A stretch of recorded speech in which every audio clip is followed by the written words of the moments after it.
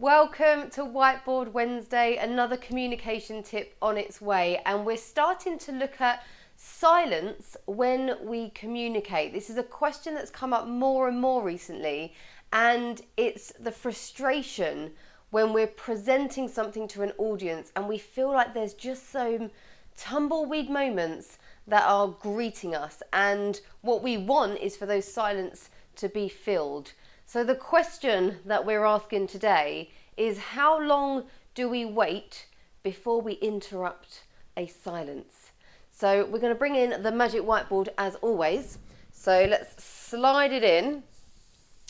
And here we go. This is what we are talking about today. How long to wait before we interrupt a silence. And the situations where this is relevant is often when we put a question out to our audience. Maybe we're running a training session, doing some sort of presentation, we're looking for some interaction.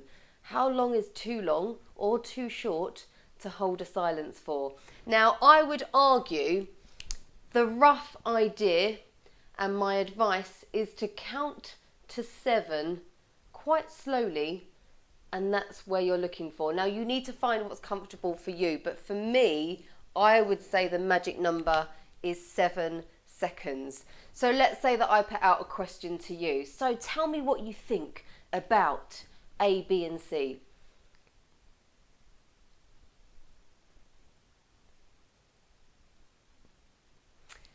That's roughly how long I'd leave it, and I would hold that silence, and I've become quite practiced at holding silences and not feeling very uncomfortable, because it takes some time for people to unmute, for example, if it's online, for people to think about what they want to say. And it is awkward. People don't want to be that first person that's going to speak up. But we can trust, usually, that someone's going to hate that silence more than us.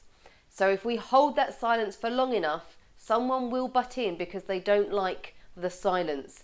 Now, there's another technique that you can do, especially when we're talking about holding silences and putting questions out there and waiting for something to come back.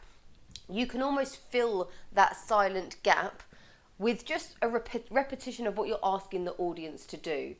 So let's say I put a question out there, same again, tell me your thoughts on A, B, and C. What do you think about that? Just take some time to think, and when you're ready, feel free to unmute yourself or pop it into the chat. What do you think about A, B, and C? That's the question that we're asking. So let's start to get a feel for what you think about that. Now, that took up probably more than 7 seconds, but what you're doing there, you've put the question out there and you're filling the space for people to then have a think and not feel that, oh my goodness, that feeling in your stomach of please someone just say something. So there's 2 options there. I would urge you to practice the holding the 7 seconds, because that can be quite powerful, but at the same time think about how you can fill that silence by repeating the question and just encouraging people to interact with you as well.